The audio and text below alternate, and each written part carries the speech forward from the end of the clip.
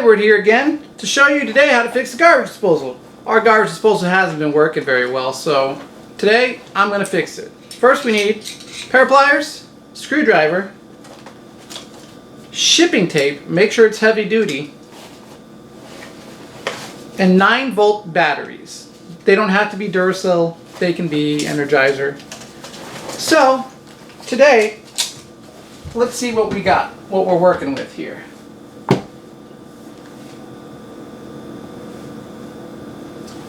Well, I don't know if you can see that from there, but apparently we don't have a garbage disposal. That would explain why the switch hasn't been working for a couple months.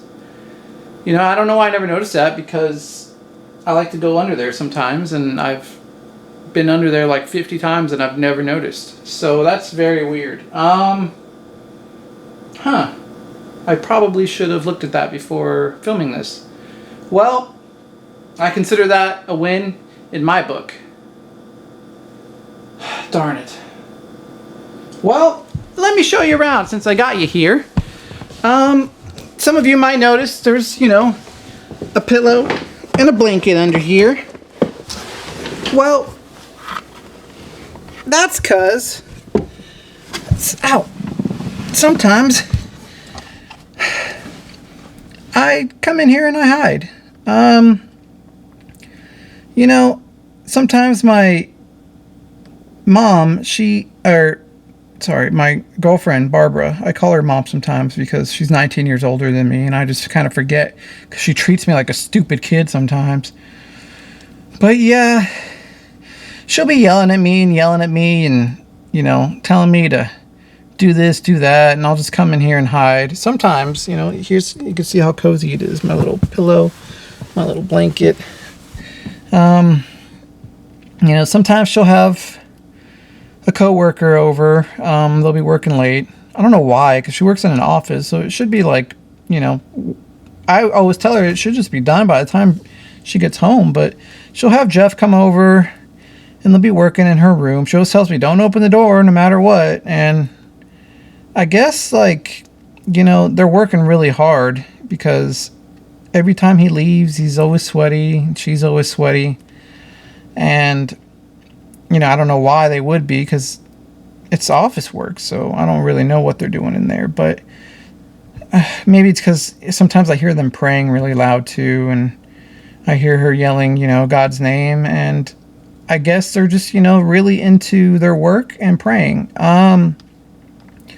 So, you know, when he's over, sometimes I don't get to sleep in the bed with Barbara, so I have to come in here and sleep in here. You know, I kind of like it because sometimes, you know, she'll be yelling and yelling from the other room for like 20 minutes, you know, and she's just like telling me to do the dishes and you didn't take out the trash today.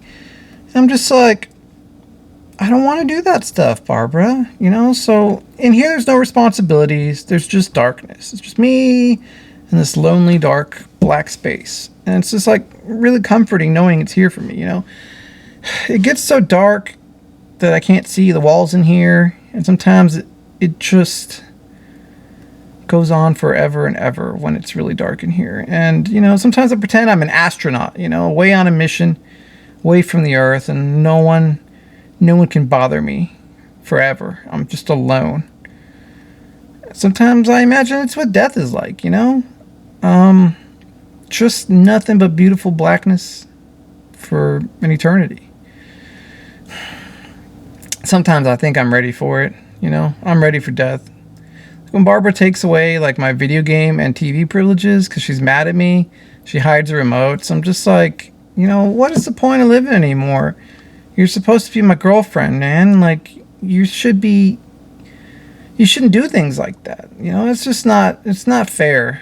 So, anyway, she just, you know, she texted me earlier to let me know Jeff's coming over today, so I guess I might as well just sit in here and, you know, get comfy, because it's going to be another long night while I'm in here.